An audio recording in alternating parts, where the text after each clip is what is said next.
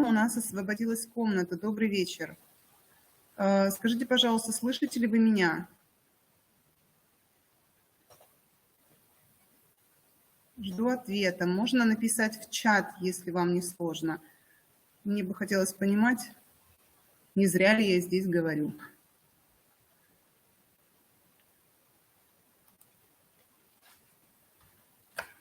Напишу в чат.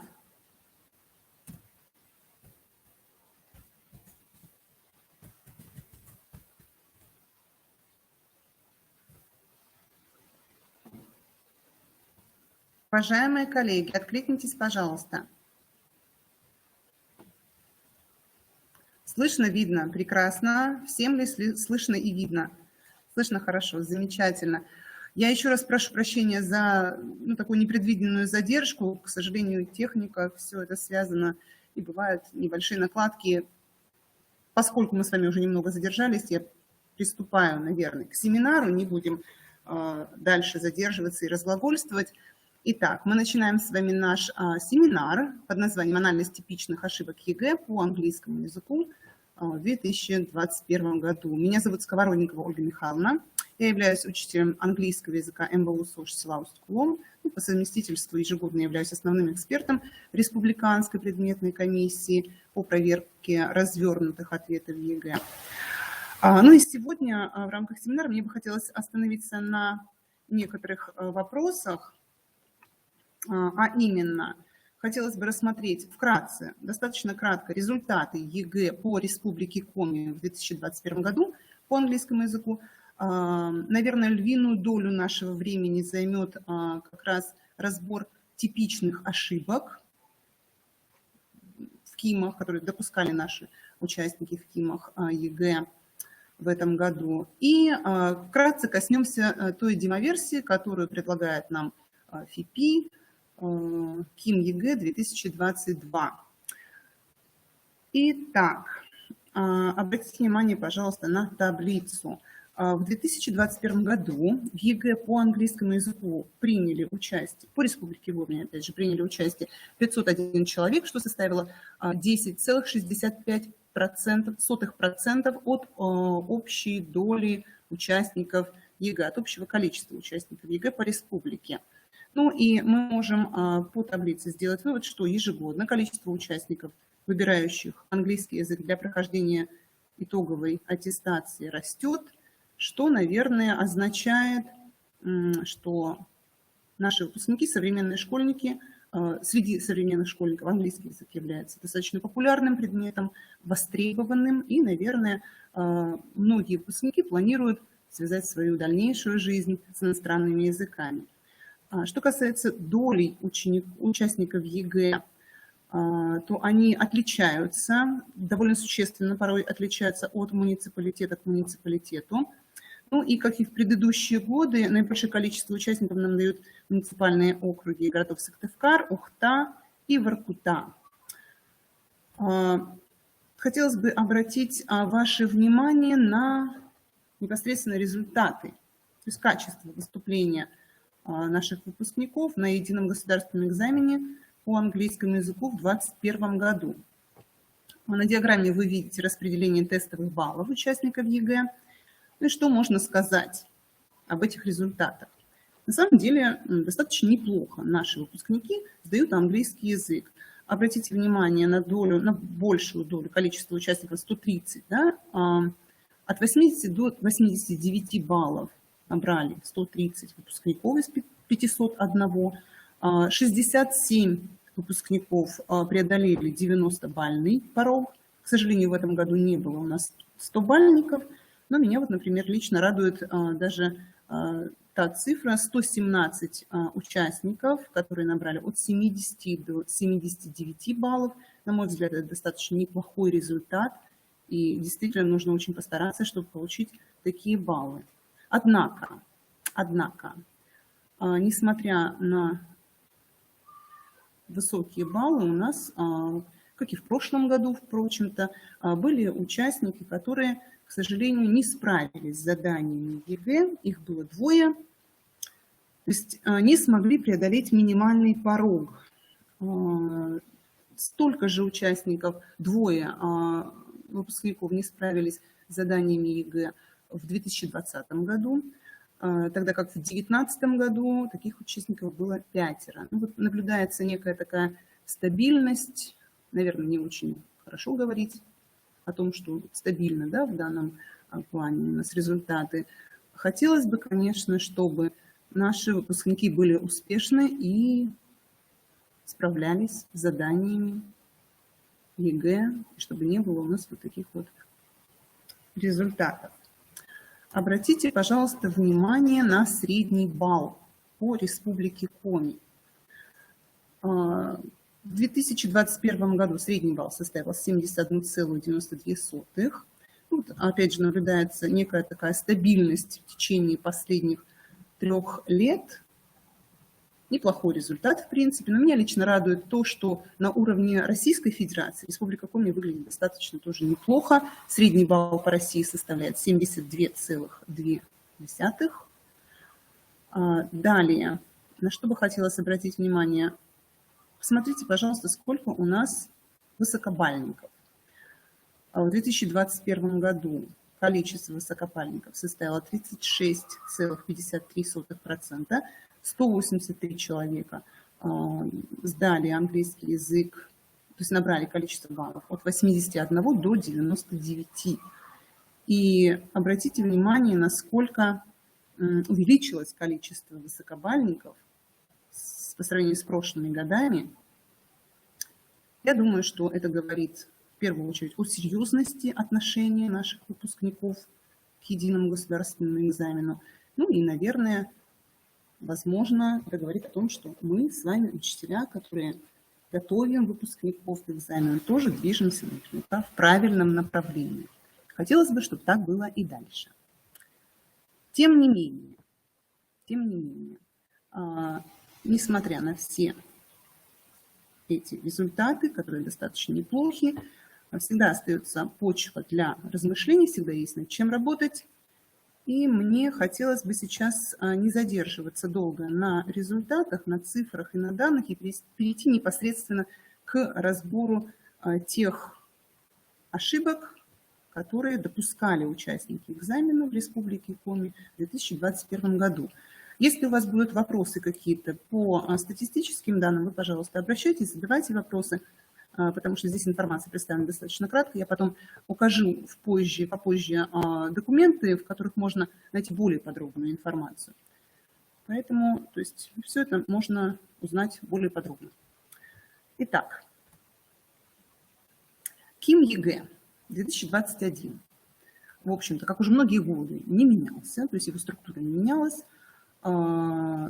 Экзамен по английскому языку состоял из 2 частей, из письменной части, из устной части. Письменная часть включала в себя разделы аудирование, чтение, лексика, грамматика и письмо. Ну и устная часть, раздел говорения, раздел 5, включал в себя также 4 задания. Как уже много лет подряд экзамен проводился в 2 дня. Каждый раздел включал в себя задания как базового, так и повышенного и высокого уровня сложности. Но на экране вы видите сейчас процент выполнения разделов аудирования и чтения. Он достаточно высок, я бы сказала. Не комментирую подробно содержание заданий, типы заданий. Они, в принципе, не меняются уже из года в год. И всем нам, наверное, хорошо знакомы. В основной день сдачи ЕГЭ по Республике Коми участники экзамена писали вариант 317. В данном разделе задания по аудированию были представлены текстами e-books, working in a library and friendship. Задания раздела чтения были представлены темами penguins, Russian cities and taking a gap year. И судя по результатам, мы можем сделать вывод, что навыки аудирования и чтения у выпускников 2021 года сформированы на достаточно таком неплохом уровне. Ну, может быть, здесь можно, конечно, обратить внимание на задание 12-18 третьего раздела чтения. Это задание высокого уровня сложности. процент несколько ниже, процент выполнения, наверное, это обусловлено тем, что действительно задание сложное. По опыту могу сказать, что участники экзамена, мои лично выпускники тоже говорили, упоминали, что текст был очень сложный, и вот поэтому, наверное, процент выполнения такой на уровне среднем, я бы сказала. Однако это обусловлено, в общем-то, уровнем задания. Далее давайте перейдем к разделам грамматика и лексика, что тоже очень интересно. Раздел грамматика и лексика был представлен заданиями как базового уровня, так и высокого уровня сложности. Задание 19-25, грамматические навыки, там, где нужно было преобразовать слова по разным, в соответствии с разными грамматическими явлениями. Да? Эти задания были представлены различными базовыми грамматическими явлениями. Вы видите их на экране. Это видовременные формы глагола, действительный, страдательный залог, степень сравнения прилагательных, множественное число существительных. И вот как раз по данным направлениям участники ЕГЭ совершали ошибки, то есть имели трудности какие-то. Поэтому я думаю, что при подготовке к экзамену в будущем году нужно обратить внимание на данные грамматические явления. Задание 26-31. Лексико-грамматические навыки, то есть это задание на словообразование. Процент выполнения достаточно тоже неплох, 78,27%. Данное задание было представлено различными суффиксами существительных, прилагательных, суффикс наречия «ly». И вот нужно сказать, что как раз с суффиксами прилагательных у некоторых участников экзамена возникали трудности. Не всегда выпускники наши знают, к какому конкретно слову, какой суффикс нужно добавить, чтобы образовать прилагательное, то есть не всегда соотносят эти вещи. Я думаю, что необходимо, конечно, побольше выполнять тренировочных заданий. Ну, хотя я уверена, что все мы это делаем, но тем не менее лексика, грамматика – это такие аспекты языка, которые вызывают достаточно много затруднений, поэтому ошибки есть. Ошибки есть, над ними нужно работать. Ну и задание 32-38. Если вы помните, у участников экзамена есть текст, некий текст с пропусками, который необходимо заполнить подходящей по смыслу лексической единицей, да, из 4 предложенных. И вот на экране вы видите как раз те лексические единицы, глаголы, существительные, с которыми у выпускников этого года как раз возникли некоторые затруднения. Сложно, конечно, сейчас говорить, не имея контекста. На сайте ФИПИ был выложен один вариант, но он, к сожалению, не совпадает с нашим вариантом республиканским. Я, к сожалению, не смогла найти вариант 317, который писали ребята у нас в республике. Если, уважаемые коллеги, вы имеете доступ или где-то видели, пожалуйста, поделитесь. Мне бы хотелось самой посмотреть, разобрать. Но без контекста вот сложно определить, с чем конкретно возникли трудности. Либо это были фразовые глаголы, либо управление глаголом, может, какие-то предлоги, либо конкретно вот значение текста значение слова в определенном контексте. То есть мы не можем сейчас сказать с полной уверенностью, но вот я думаю, что при подготовке, опять же, к будущему экзамену нужно обратить внимание на данные слова, на их значение, на их употребление. Поэтому обратите, пожалуйста, внимание. Но все-таки, однако, задания разделов аудирование, чтение и лексика, грамматика – это задания тестовые, то есть с выбором ответа. Нас, наверное, больше интересует задание развернутого характера, что называется, то, что написано пером. Поэтому предлагаю перейти к заданиям 39 и 40 раздела «Письмо», если вы не возражаете. Уважаемые коллеги, я говорю быстро, поэтому если у вас возникают вопросы по ходу моего выступления, пожалуйста, задавайте свои вопросы в чате. Наверху, вот в верхнем поле экрана есть вкладочка «Вопросы», можно туда писать.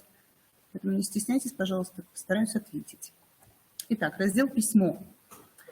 Раздел «Письмо» в 2021 году был представлен 2 заданиями. В принципе, эти задания тоже уже много лет не меняются. Задание 39 – это письмо личного характера. И задание 40 – письменное высказывание с элементами рассуждения по предложенной теме. Ваше мнение. Что касается первого задания, то есть 39-го, письмо личного характера. В варианте 317, который выполняли участники ЕГЭ в Республике Коми, выпускникам необходимо было ответить на письмо «Стимул», то есть написать письмо другу по переписке, где нужно было ответить на 3 вопроса, вы видите их на экране, а также задать 3 вопроса относительно той новости, которую они узнали из письма «Стимула». В данном случае это были 3 вопроса об аудиокнигах. Что касается, какими же затруднениями столкнулись участники экзамена, выполняя данное развернутое, то есть, выполняя данное задание, написание развернутого высказывания. Несмотря на то, что задание относится к базовому уровню, процент выполнения, я бы сказала, находится на уровне выше среднего, чуть выше среднего, это 74,2. Не все выпускники наши внимательно читают текст письма «Стимул». Не все выпускники внимательно и до конца, может быть, читают задание. Поэтому, естественно, теряют баллы по критерию решения коммуникативной задачи. Вот, например, давайте разберем вопросы, на которые нужно было ответить нашим участникам экзамена. Допустим, первый вопрос. What sport activities are popular with Russian teenagers? То есть не всегда участники экзамена давали полные и точные ответы. Почему? Многие писали, в принципе, о популярных видах спорта в России, не упоминая при этом о подростках. Очень такой частая, распространенная такая ошибка. Далее, что касается второго вопроса. Очень многие участники экзамена, в принципе, не поняли значение вопроса и не поняли, наверное, к чему относится вот это местоимение they, поскольку во многих письмах встречалось то, что участники экзамена писали, что подростки не отличаются от региона к региону. Хотя мы понимаем, конечно, что здесь речь идет о видах спорта. Да? Мы живем в большой стране, у нас разные регионы, разные климатические условия, и необходимо было написать, какие виды спорта, в общем-то, популярны в разных регионах, южных, северных и так далее. Ну и что касается третьего вопроса, посмотрите, пожалуйста, скажем так, двойной вопрос. Ежегодно участники экзамена, к сожалению, допускают такую ошибку, когда отвечают на одну часть вопроса, вторую пропускают. Ну, так же случилось и в этом году. Многие выпускники писали о том, что экстремальные виды спорта очень опасные, но при этом не упоминали, хотели бы они заняться ими или нет. Либо писали о том, что, отвечали на первую часть вопроса, что нет, не хотели бы, но не указывали причину, почему. Получается, неполные, неточные ответы. Далее, следующей ошибкой было то, что задаваемые вопросы не относились к теме. Как вы помните, нужно было задать вопрос об аудиокнигах. Очень многие участники экзамена почему-то, либо не дочитав задание до конца, либо по иной какой-то причине, спрашивали о видах спорта, которые популярны на родине их друга по переписке.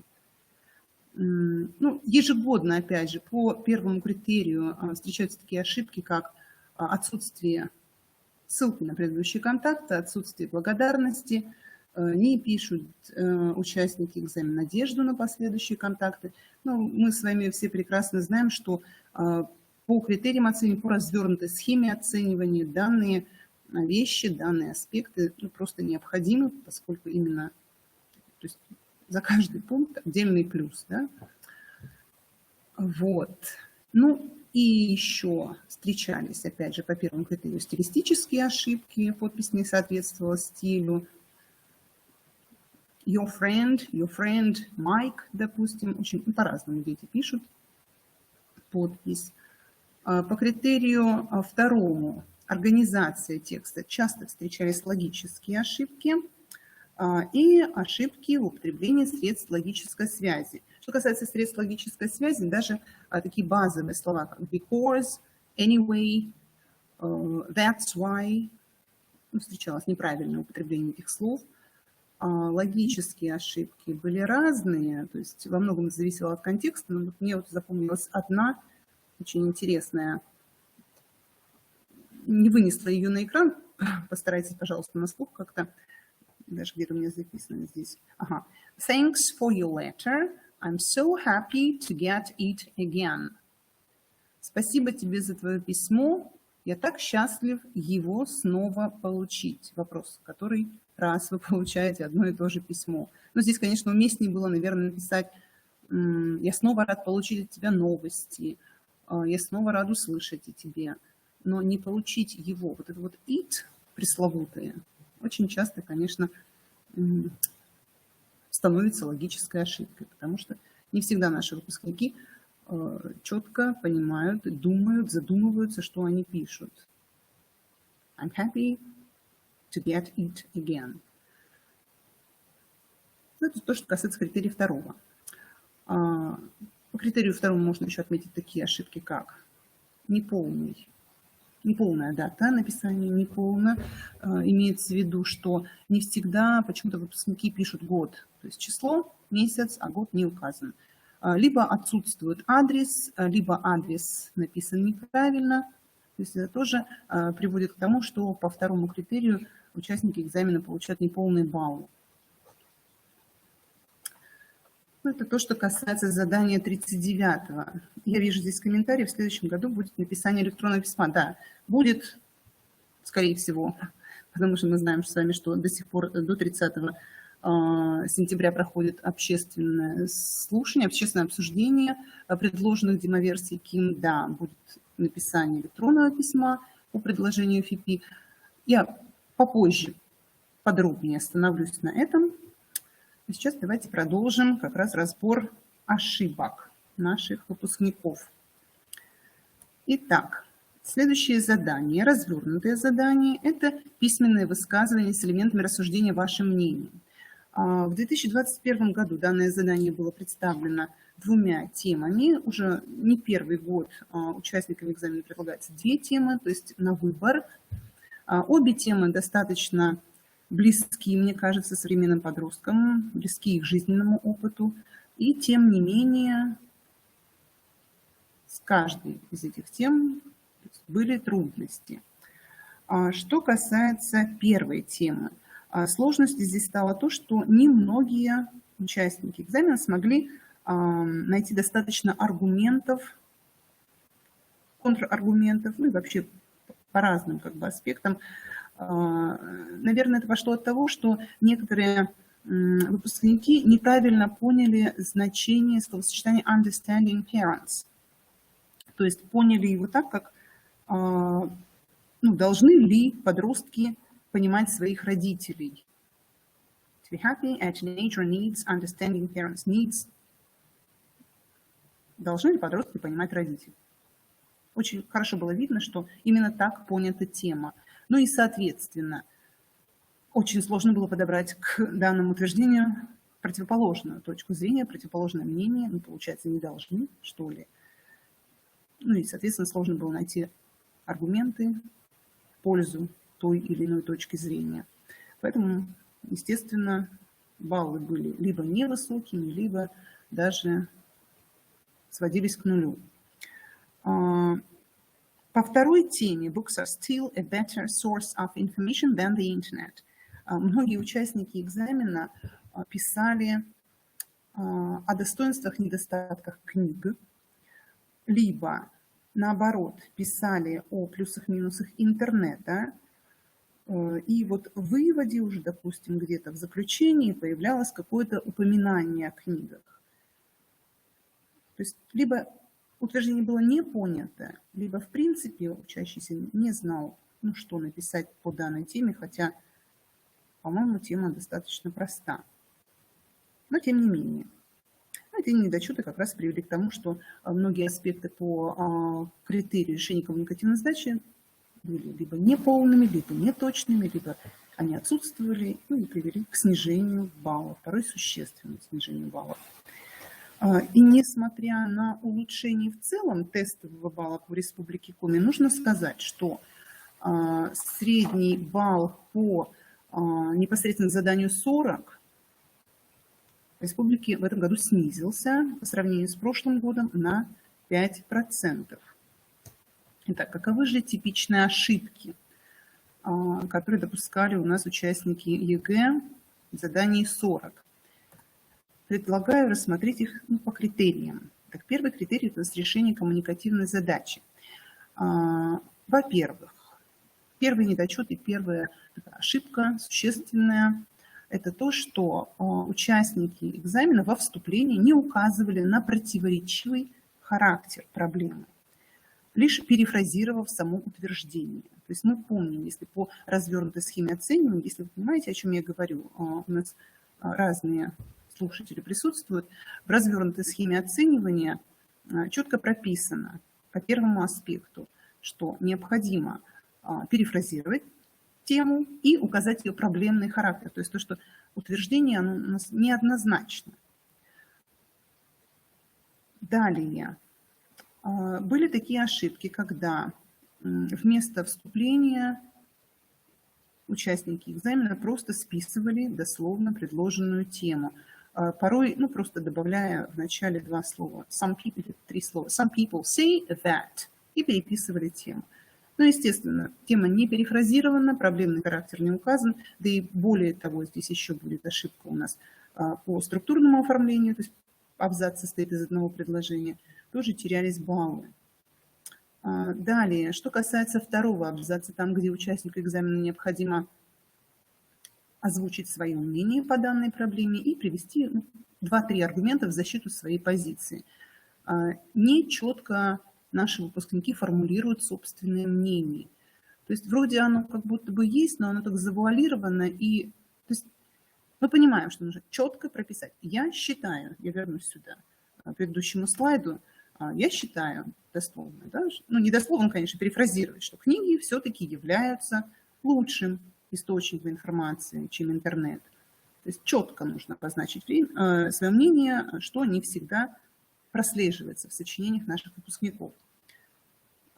Просто начинают писать с аргументов. Естественно, за аспект уже полный плюс не ожидается. Далее. Опять же, что касается абзаца 3, где участникам экзамена необходимо представить противоположную точку зрения по указанной проблеме, привести аргументы, нечетко формулируют противоположное мнение. Очень типичная такая вот ошибка во многих сочинениях. However, there is an opposing opinion. Какой opposing opinion, то есть какое противоположное мнение, не указано, что, опять же, уже не полный плюс. Хотя и есть, допустим, возможно, аргументы и весомые аргументы. Далее, 4-й абзац. Там, где необходимо отреагировать на противоположную точку зрения, привести контраргументы, объяснить, почему ты не согласен с противоположной точкой зрения. Некоторые участники экзамена ежегодно, между прочим, эта ошибка встречается, не реагируют на аргументы оппонентов, не приводят контраргументы, а просто добавляют что-то свои, дополнительные аргументы к своему мнению, что, конечно же, недопустимо, потому что по плану задания, по плану высказывания, письменного высказывания требуется объяснить, почему ты не согласен. Все четко и конкретно. Что касается заключения, это 5-й абзац. Порой участники экзамена не подтверждают свою позицию еще раз в заключении, хотя по плану монологического, говорю, письменное высказывание требуется в 5-м абзаце restate your position. Порой этого не случается. И более того, даже до сих пор, хотя вроде бы мы пишем сочинение «Задание 40» уже много лет, до сих пор встречаются такие работы, когда участники экзамена вдруг перескакивают и приводят совершенно иную точку зрения, то есть отличающуюся от того, что было написано в первом абзаце. Что, конечно же, приводит к тому, что получают минус по критерию, не по критерию, а по 5-му аспекту. 6-м аспектом является как раз стиль. Стилистические ошибки ежегодно одни и те же. Это стяженные формы, сниженная лексика, риторические вопросы. В 2021 году такие ошибки тоже встречались в сочинениях наших выпускников. Это то, что касается критерия решения коммуникативной задачи. Организация текста – это второй критерий, по которому оценивались работы. Здесь, конечно, и аспектов меньше, в принципе, и ошибок, наверное, может быть меньше, хотя тоже встречаются. Во-первых, это неправильное использование некоторых средств логической связи. Особенно проблемы в этом году были с такими словами, как nevertheless, however, почему-то вроде бы такие слова довольно-таки употребительные, употребляемые. Далее, можно, наверное, посмотреть такой момент. Создалось впечатление, что не все участники экзамена достаточно широко владеют средствами логической связи. Во многих абзацах основной части встречались такие средства, как firstly, secondly, когда приводились аргументы, да, что во втором абзаце, что в третьем абзаце, и такое ощущение, что больше слов, подходящих в словарном запасе, нет. Что касается логики, логические ошибки встречаются часто, в основном по причине того, что порой участники экзамена, может быть, ввиду того, что время ограничено, часто перескакивают с одной мысли на другую, порой не связывая эти две мысли между собой, получаются логические ошибки. Были логические ошибки при приведении аргументов, то есть не соответствовали аргументы тому мнению, которое было указано. Если говорить о структуре сочинения, то типичная ошибка – это одно предложение в абзаце. Ну вот, например, пример указан на экране. Some people say teenagers need understanding parents to be happy. И все. Конечно же, абзац не должен состоять у нас из одного предложения. Что привело, опять же, к тому, что баллы по критерию организации текста были снижены. Следующий критерий, который нам необходимо рассмотреть, это лексика. Но лексические ошибки встречаются часто. Вообще, в целом, надо сказать, что экзаменуемые продемонстрировали довольно-таки неплохой лексический запас, соответствующий теме. Но, тем не менее, лексические ошибки встречались. Их можно разделить на несколько групп. Это неправильное использование фразовых глаголов, неправильное использование слова в контексте, порой незнание лексических единиц, даже самых простейших, например, do homework, do make homework, in our days вместо nowadays. Ну и неправильное написание слова, когда меняется его значение, такая ошибка является лексической ошибкой. Подобные ошибки встречаются, конечно. Так, следующий критерий оценивания – это грамматика. Уважаемые коллеги, я вот здесь обобщила грамматические ошибки задания 39 и 40. Почему? Потому что грамматика есть грамматика. Если участники ЕГЭ не владеют каким-то грамматическим явлением, допустим, то они допускают ошибки как в личном письме, так и в задании 40 сочинении, ваше мнение. Поэтому примеры вы видите на экране, я немного прокомментирую. Во-первых, нужно сказать, что не все почему-то участники экзамена владеют таким базовым грамматическим явлением, как употребление глагола to be. Порой это пропуск глагола, либо теряют по невнимательности его, либо просто не знают, что он должен быть здесь, стоять, употребляться, либо порой вообще неправильное его употребление. ну, допустим, I'm not agree, да. Далее, типичной ошибкой было в 2021 году у нас в письменных высказываниях употребление артикля, неправильное, вернее, употребление артикля. Часто встречалось слово internet без артикля, хотя мы знаем, что должен быть определенный артикль the internet. Употребление артиклей с неисчисляемыми существительными, таких как an information, допустим. Ну и употребление артиклей с прилагательными превосходной степени. Далее. Следующий тип ошибок, на которые нужно обратить внимание, это несогласованность местоимений существительных, несогласованность глаголов существительных в контексте. Примеры вы видите на экране. These people, most popular sports is, people makes и так далее. Опять же, тут много причин может быть. Это может быть невнимательность, спешка, либо просто-напросто незнание. Поэтому обращать внимание на такие вещи необходимо, несмотря на то, что это совершенно базовое на самом деле явление. Далее, следующим типом ошибки было несоблюдение, неправильное употребление, неправильное построение предложения, я бы сказала, несоблюдение правильного порядка слов в разных типах предложений.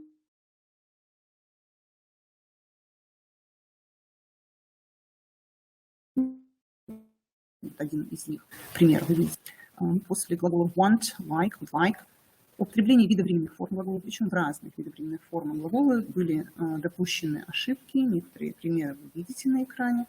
Окончание третьего лица единственного числа в present simple теряют участники экзамена. Неправильно употребляют порой предлоги in any time, to listen to. Очень часто, кстати, встречалось глагол to listen без предлога to. In the internet ежегодно встречается. Далее, множественные, окончание множественного числа приписывают участники экзамена к неисчисляемым существительным. Ну и порой не различают вообще формы слова. Конечно, это не часто встречается, но все-таки есть. То есть не отличают прилагательного от глагола, существительного. Например, вот don't different. Здесь, конечно, должно быть don't differ. Такие ошибки встречались в письменных высказываниях наших выпускников. Обратите, пожалуйста, внимание. Следующий критерий, по которому оценивались задания 39-40, это орфография, пунктуация. Ну, типичные ошибки вы видите, опять же, перед собой. Это отсутствие запятой после слов связок, после вводных слов в сочинении в задании 40. Это отсутствие запятых между порой однородными членами предложения. Ну и часто совершали участники экзамена ошибки в прописании слов receive, особенно convenient, мне очень часто встречалось. Поэтому посмотрите, пожалуйста, чтобы такого впредь не было. Хотя, не знаю, наши участники порой допускают ошибки не по незнанию, к сожалению, а по невнимательности. Это тоже стоит отметить. Ну, наверное, вот это все, что я хотела вкратце рассказать по письменной части. Если есть вопросы, пожалуйста, пишите. А я, наверное, перейду непосредственно к устной части единого государственного экзамена в 2021 году. Как и в прошлые годы, устная часть состояла из 4 заданий, 3 задания базового уровня и 1 задание высокого уровня. Это чтение вслух, условный диалог, расспрос, монологические высказывания, описание фотографии и монологическое высказывание с элементами сравнения, сопоставления высокого уровня. Что касается чтения. В этом году участникам экзамена необходимо было прочитать текст вслух. Текст был научно-популярного характера, как и обычно. Текст о Римской империи. Причем надо сказать, что наши выпускники сдавали английский язык в 2 дня, это было 21-22 июня, и это были разные варианты, но, тем не менее, они были похожи, скажем так. Тексты были очень похожи, лексические единицы, многие совпадали, поэтому те ошибки, которые вот вы видите на экране, да, они, в принципе, встречались в обоих вариантах. Итак, наши выпускники не всегда умеют читать правильно слова height, society, war, enough, women. Слово women достаточно часто было прочитано неверно. Выпускники часто читали его в единственном числе, опять же, либо по невнимательности, либо просто потому что... Ну, хотя бывали работы, на самом деле, хорошие работы, чистое чтение, прекрасное произношение, но слово women читали как woman. Далее, ошибки в постановке ударения. Типичная и самая заметная, наверное, в этом году ошибка – это постановка ударения в слове empire. Многие участники экзамена ставили ударение на последний слог empire, тогда как он должен, конечно, оно должно стоять на первом слоге.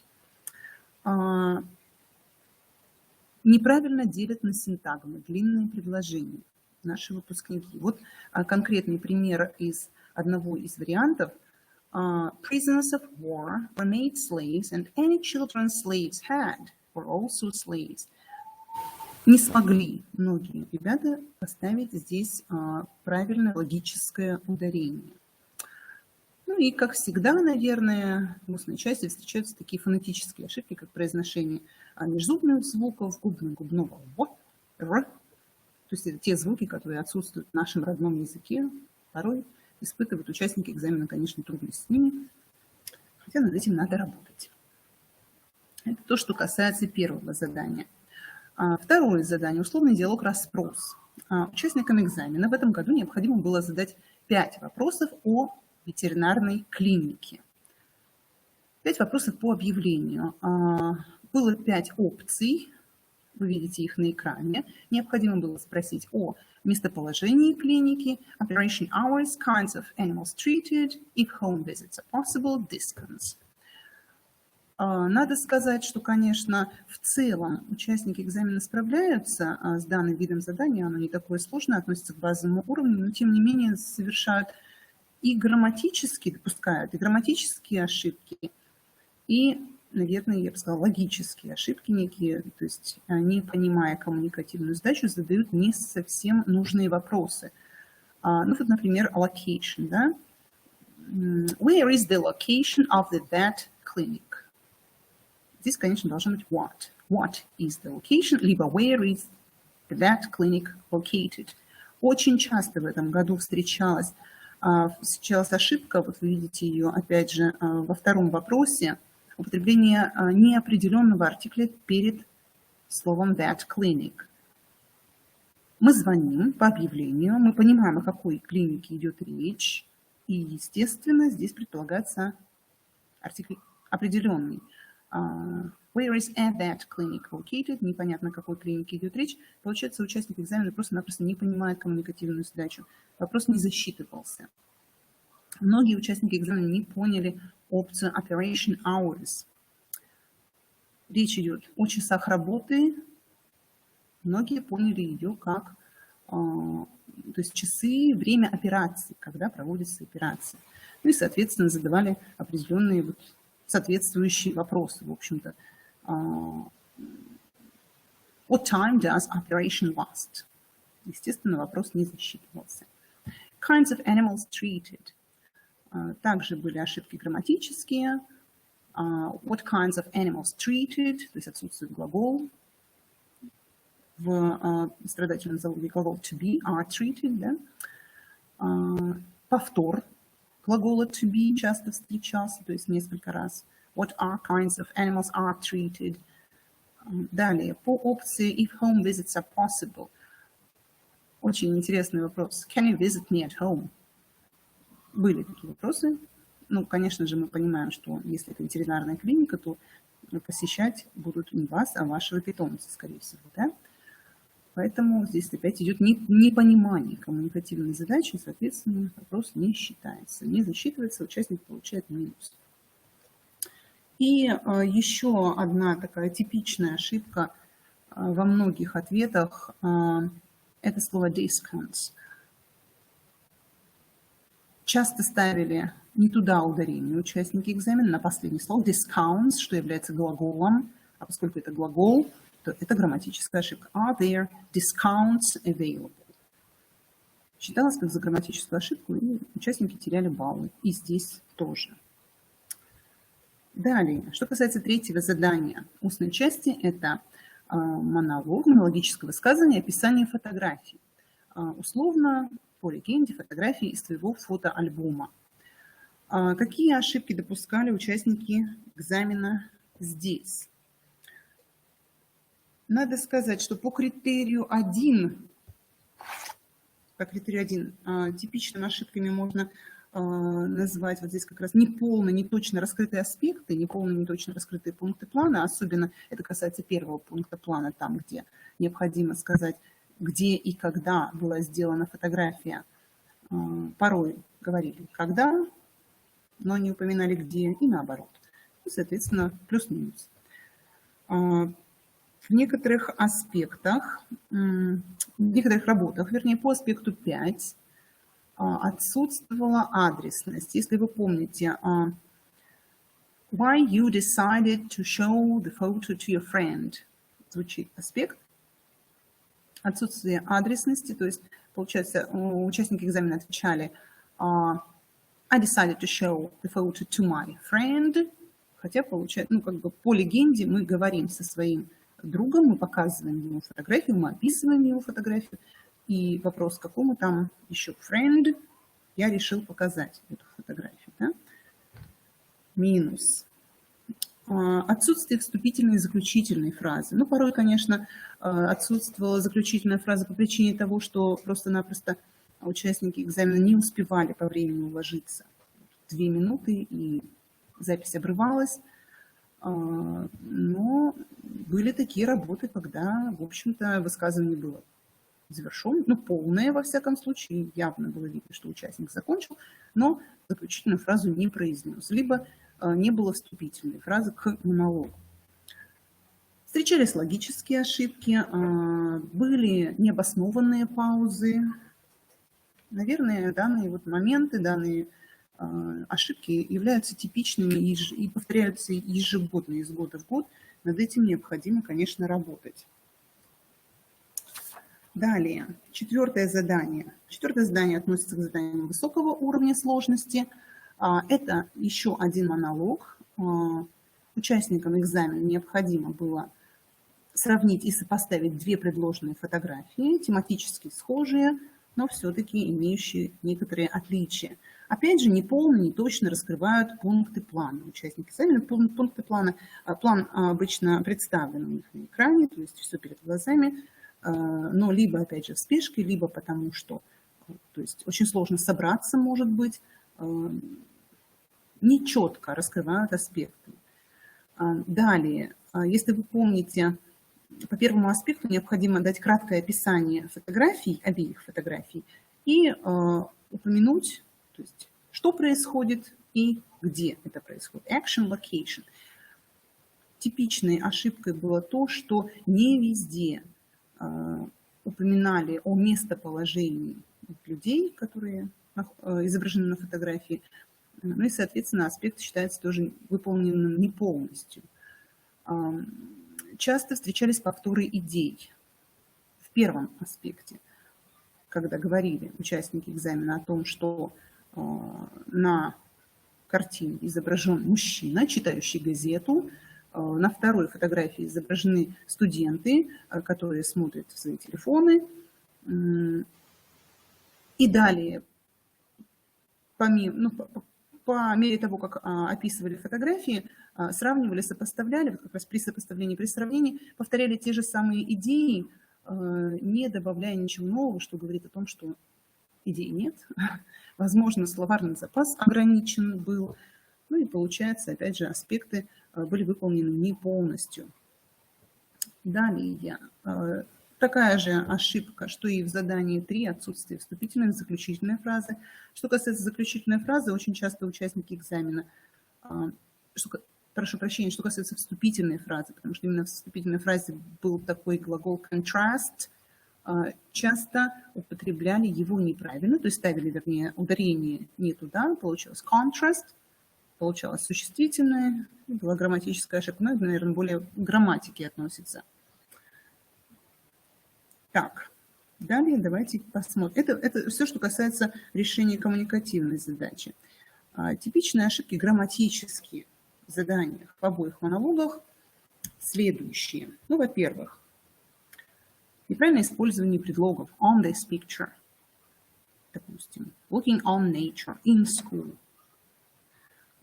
Часто неправильно используют участники экзамена множественное число существительных или согласуют существительные с другими частями речи, например, вот these photo, да? A lot of photo, 1 years ago. Далее, ошибки на артикле. Ну, вы видите, что перекликаются грамматические ошибки, что с письменной частью у нас, что с устной частью. Как я уже сказала, грамматика – это такое дело, что если мы говорим с ошибками, то они проскальзывают, в общем-то, везде в нашей речи. Неважно, письменная она или устная речь. Следующий вид ошибок – это неправильное использование видовременных форм глагола. They are looks, people who reading, she looks like и так далее. Пропуск глагола связки to be часто встречается. Неправильное использование неопределенной конструкции there is, there are my grandmother and my brother. There are my grandmother and my brother. Естественно, здесь после конструкции следует существительное в единственном числе, соответственно, должен быть глагол is. Далее, неправильное использование притяжательных местоимений. Вроде базовый уровень, вроде грамматика чуть ли не начальной школы, да, но тем не менее участники экзамена у нас говорят she's name, she's photo, не her photo, she's photo, ну и подобные ошибки. Следующим моментом можно отметить неправильное согласование подлежащего и сказуемого. Например, my grandmother and brother is digging the soil. Лексические ошибки тоже были как раз вот относительно данного момента. Была фотография, где бабушка представлена, по-моему, с внуком. Что только не говорили. Digging the ground, digging the soil, digging the potatoes. Много разных было вариантов у участников экзамена. Ну и, конечно же, неправильное использование степеней сравнения прилагательных. More, easier, к примеру. Так, ну это вот типичные ошибки, грамматические ошибки. Далее, что касается фонетических ошибок, на это тоже, наверное, стоит обратить внимание, извините. Фонетические ошибки были проблемы у участников экзамена с произношением некоторых слов, например, слова clothes, breathtaking, calm, спокойный, тихий, years. Мы понимаем сами, что это устная часть, что оценивается не только грамматика, не только лексика, но и произношение тоже. Таким образом, можно сделать вывод о том, что несмотря, конечно, на неплохие результаты ЕГЭ в целом по республике, остается очень много направлений, которым необходимо уделить достаточно много внимания в рамках подготовки государственной итоговой аттестации в 11 классе в будущем году, в 2022 году. Грамматика, хотела я отметить, грамматика, конечно, всегда являлась самым сложным аспектом языка, поэтому ошибок много допускают участники экзамена грамматических. Нужно работать над этим. И даже единственное, что хотела бы отметить, несмотря на то, что все-таки в 2022 году нам предстоит иметь дело с новым форматом экзамена, с новыми типами заданий, язык при этом остается, конечно, языком. Его норма никуда не уходит.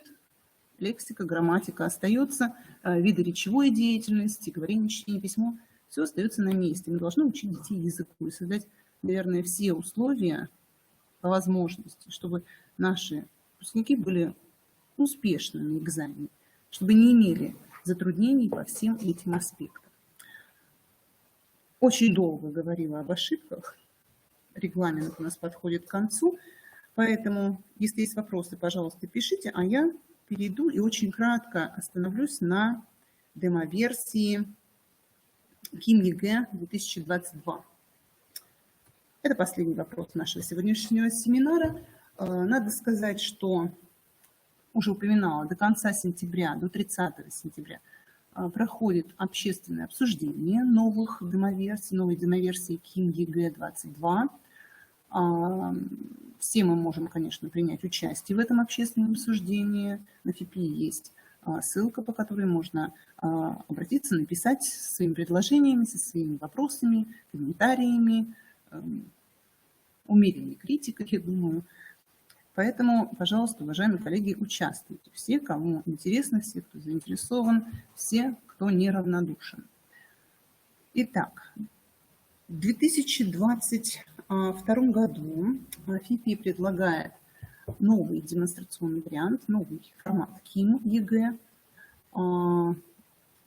разделы аудирования, чтения, лексика, грамматика в соответствии с данной демоверсией остаются неизменными. Планируется внести изменения в задание развернутой части, то есть задание с развернутым ответом. А именно, это задание 39, письмо личного характера, планируется заменить на электронное письмо личного характера, то есть letter на email. Ну, я бы сказала, что, по сути дела, сильных изменений в данном задании не предвидится. Единственное, что теперь мы общаемся с другом, зарубежным другом по переписке в сети, по электронной почте. Логично, что не требуется писать никакого адреса, никакой даты. Дата формируется, генерируется автоматически, по идее, в электронной почте. И если мы посмотрим на развернутую схему оценивания, обратите, пожалуйста, внимание на аспект 5. Не требуется от участника экзамена теперь ссылки на предыдущие контакты, пресловутые ссылки на предыдущие контакты. Что, не знаю, наверное, кого-то, может быть, это обрадует. Посмотрите, пожалуйста, на раздел критерий 2 организации текста. Нет никакого упоминания о дате, нет никакого упоминания об адресе. То есть эти вещи все у нас исчезают с переходом на новый формат письма, электронное письмо. Ну, вот и все, наверное. Вот и все изменения.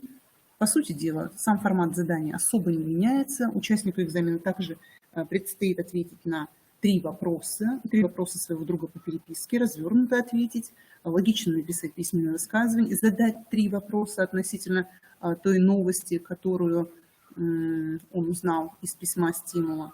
Поэтому я думаю, что с этими незначительными изменениями мы справимся. Объем высказывания, опять же, остается тот же самый, 100-140 слов, как и в личном письме. И максимальное количество баллов 6. Более серьезные изменения нас ожидают в задании 40. Наверное, это ожидаемо. Ожидаемо почему? Ну вот мы видим, да, что письменное высказывание с элементами рассуждения по предложенной проблеме «Ваше мнение» предлагается заменить на письменное высказывание с элементами рассуждения на основе таблицы диаграммы. Ожидаемо почему такие изменения? Наверное, потому что в 2022 году у нас выпускаются ребята, которые учились по новым федеральным государственным стандартам в штатном режиме, и предполагается, что они в рамках школьной программы, в рамках обучения сумели развить в себе такие общие учебные навыки, как интерпретация диаграмм, таблиц, то есть работа со сплошными, несплошными текстами. Поэтому, наверное, это логично. Итак, что касается задания 40. Выпускнику, так же, как и в прошлые годы, предлагается 2 варианта. То есть либо он пишет сочинение на основе таблицы, как вы видите сейчас на экране, либо же ему предлагается задание 40 пункт 2 диаграмма. Необходимо написать, прокомментировать данные таблицы и диаграммы и выразить свое личное отношение к предмету проекта и содержанию полученных статистических данных в соответствии с предложенным планом. Надо сказать, что план, в принципе, универсален для обоих вариантов. Единственное, отличаются пункты 5 и 4 и 5 уточняется просто сама тема проекта непосредственно. Если мы видим, допустим, вот таблицы, да, задание 40 пункт 1, пункты 4 и 5 касаются чтения, reading, задание 40 пункт 2, пункты 4 и 5 плана касаются смартфонов. А так в целом план одинаковый для обоих вариантов заданий. Значит, учащемуся предлагается, во-первых, сделать вступление, соответствующее предложенной теме работы, проектной работы. Предлагается отобрать и прокомментировать 2-3 основных факта, приведенных в диаграмме или таблице. Далее, в третьем абзаце участнику экзамена предлагается привести 1-2 существенных сравнения по приведенным в диаграмме или в таблице данным, а также в четвертом аспекте обозначить возможную проблему по теме проекта, предложить пути решения данной проблемы. Ну и в заключение необходимо изложить свое мнение о роли того явления, которому посвящена проектная работа. Задание 40 также, в общем-то, предполагает нейтральный стиль. Объем высказывания остается прежним, как и в прошлые годы. По письменному высказыванию ваше мнение 200-250 слов и максимальное количество баллов 14. Много можно, конечно, говорить, комментировать по поводу задания 40, по поводу тех изменений, которые предлагает ФИПИ внести в КИМ ЕГЭ. Я предлагаю лично вам обратиться с вашими предложениями непосредственно к ФИПИ. Возможно, очень надеюсь, что они будут услышаны. Итак, помимо изменений заданий письменной части, участников ЕГЭ 2022 ожидают изменения в устной части экзамена. 3 задания, можно сказать, претерпевают изменения, хотя я бы сказала, наверное, 2 задания претерпевают серьезные изменения. Итак, задание первое. Чтение вслух текста научно-популярного характера остается неизменным. Участнику экзамена точно так же предлагается 1,5 минуты для прочтения текста. Ну и максимальный балл здесь можно получить 1, как и в прошлые годы. Небольшое изменение в задании втором устной части, а именно, по сути дела, точно так же, как и в прошлые годы, участникам экзамена предлагается некое рекламное объявление и опции для того, чтобы задать уточняющие вопросы. Единственное, что меняется количество этих опций, от 5 до 4 они сокращаются. Время на подготовку остается прежним, 1,5 минуты, и 20 секунд на каждый вопрос. Поэтому все-таки я считаю, что первые 2 задания не претерпевают никаких изменений. Что касается задания 3. Здесь, конечно, у нас существенно поменялось задание 3. Если мы помним, в предыдущие годы участникам экзамена необходимо было описать фотографию из личного фотоальбома. В 2022 году задание меняется кардинально. Нас ожидает условный диалог, интервью, где участникам экзамена необходимо ответить на 5 вопросов, развернуто ответить на 5 вопросов. Кто знаком с экзаменом одноверсии КИМ ОГЭ, наверное, сталкивались с подобным заданием, с похожим заданием.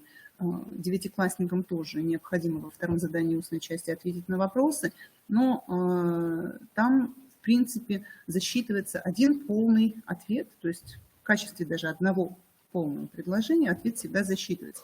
Здесь же для будущих, для нынешних уже 11-классников, тех, кто выберет английский язык в качестве государственной итоговой аттестации, четко прописано, что необходимо дать полный ответ не менее 2-3 предложений. Обратите внимание.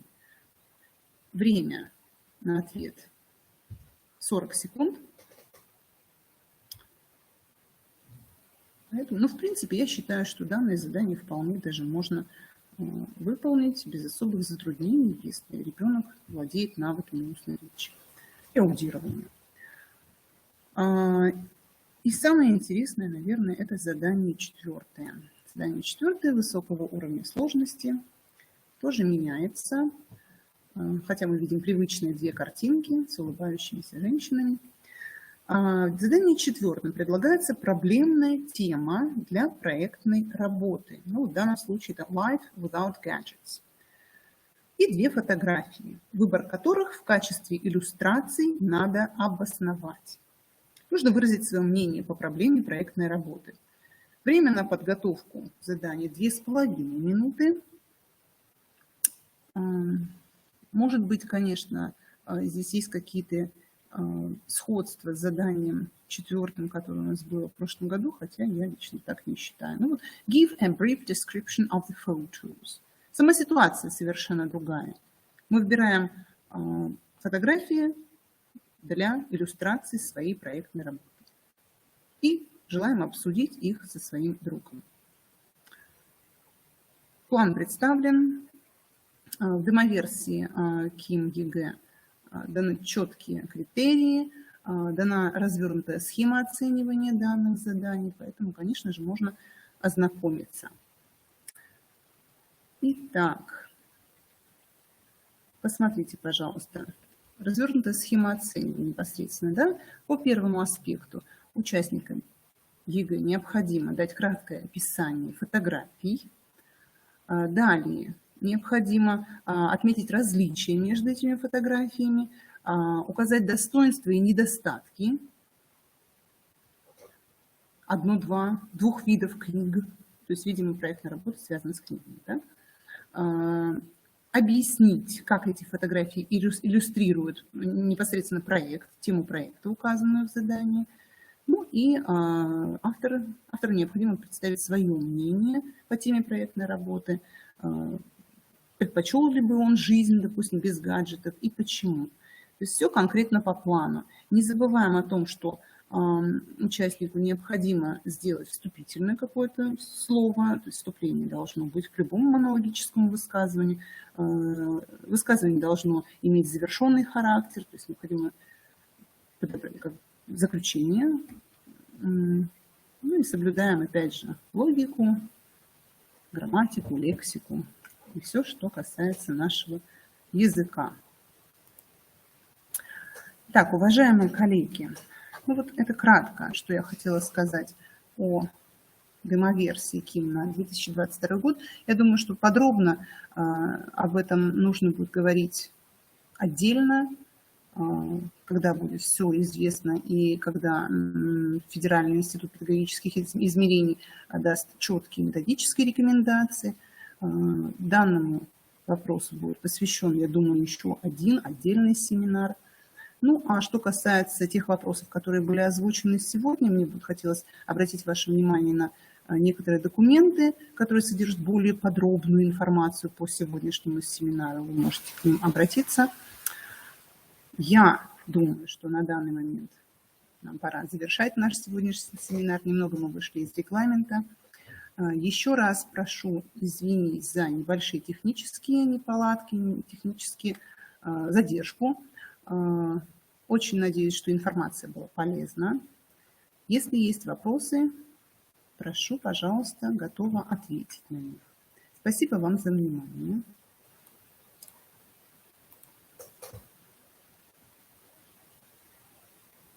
Уважаемые коллеги, ваши вопросы.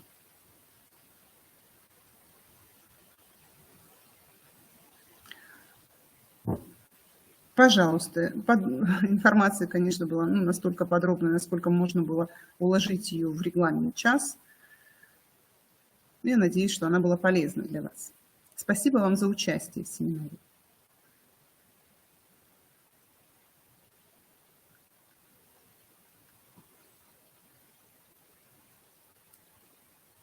На здоровье, уважаемые коллеги. Я так понимаю, вопросов нет пока. Но если они возникнут, в любом случае вы можете обратиться. Надо сказать, что семинар останется в записи. Если необходимо будет пересмотреть некоторые моменты, уточнения сделать какие-то, это можно будет сделать.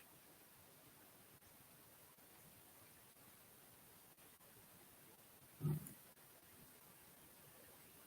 если вопросов нет, я откланиваюсь. Спасибо за внимание, уважаемые коллеги. Спасибо за посещение семинара. Мне было очень приятно, что в данном семинаре проучаствовали не только коллеги из Республики Коми, но также из других городов Российской Федерации. Это очень приятно. Надеюсь, что информация была полезна и что вы многое взяли для себя. Я думаю, что даже несмотря на то, что мы говорили о ситуации в Коми Республике, о типичных ошибках, которые допускали участники ЕГЭ в нашей республике, эта информация актуальна, наверное, для всех регионов, поскольку язык, он язык. И школьники, они везде, наверное, одинаковые. Поэтому очень надеюсь, что все было понятно, доступно и полезно. На этом прощаюсь с вами. Всего доброго, хорошего вечера и хороших выходных. До свидания.